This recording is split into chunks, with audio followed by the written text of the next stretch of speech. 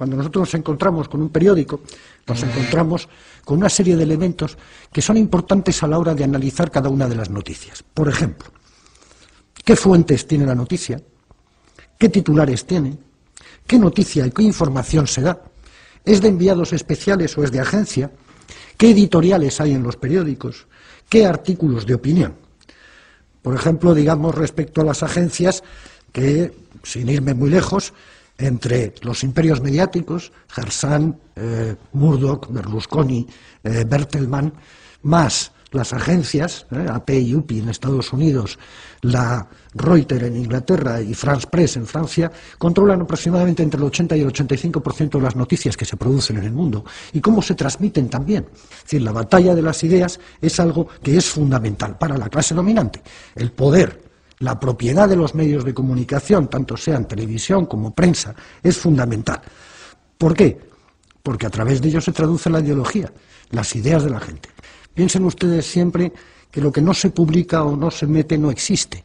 Por lo tanto, si yo controlo los medios de comunicación y no te doy la voz a ti, evidentemente tú no sabe nadie que existes, y como nadie sabe que existes, tus ideas no llegan, y como tus ideas no llegan, tú no estás. Hay otra cosa que me interesa mucho también, el doble lenguaje, que se está empezando a utilizar y que se lleva utilizando ya durante mucho tiempo. ¿Cómo cambiamos el lenguaje? Fuerzas de paz, aliados, fuerzas de paz, aliados, operación quirúrgica, daños colaterales. Todas estas frases, palabras bonitas, que nos alejan de la realidad, que nos hacen fácil el decir que, bueno, han matado unos soldados nuestros, no importa, son daños colaterales. Tú ten en cuenta que el periodista trabaja para la empresa, no para el público, trabaja para la empresa. Y la empresa le exige no solo rendimientos, sino una determinada forma ideológica. Y si no, te echo. No hay que tener en cuenta que los medios de comunicación trabajen por separado. Nuestro documento nacional de identidad, nuestro número de identificación fiscal, nuestra seguridad social, nuestras cuentas en los bancos, las tarjetas y los cruces de datos nos hacen prácticamente permeables y transparentes para el poder. Por otra parte, los controles que se establecen sobre los ciudadanos son cada vez mayores, los controles en aeropuertos, preguntas, datos de pasajeros, copias de ordenadores, escáneres que desnudan, visados electrónicos.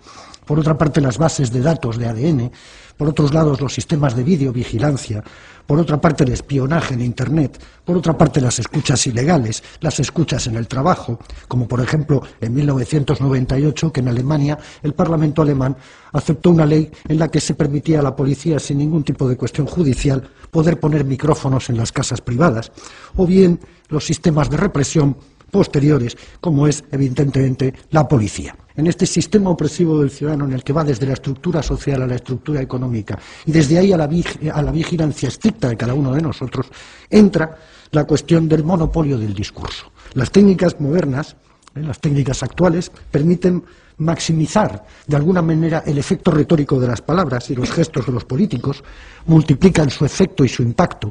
No es que el rey le haya dicho a Chávez una vez ¿por qué no te callas?, sino que eso lo hemos visto 300 veces repetido en televisión, y eso es un machaqueo continuo sobre la neurona. Por lo tanto, yo estoy utilizando una maximización de lo que ha sucedido allí, ocultando evidentemente lo que estaba diciendo Chávez, que tenía toda la razón del mundo, pero daba igual, porque lo importante no es la razón, lo importante es que el otro le mandó a callar.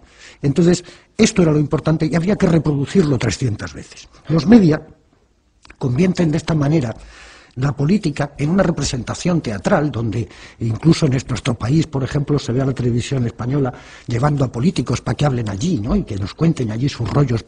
Y claro que los cuentan, pero claro, evidentemente tampoco pueden desentrañarse a sí mismos como lo que son, seres políticos, y por lo tanto quieren caer bien. Y como quieren caer bien, tienen que manipular de alguna forma la escena teatral que se les presenta. Piensen ustedes que una de las bases centrales del sistema de funcionamiento comunicativo son los comunicadores, es decir, lo que se llaman en Estados Unidos los newsmakers, los que hacen las noticias.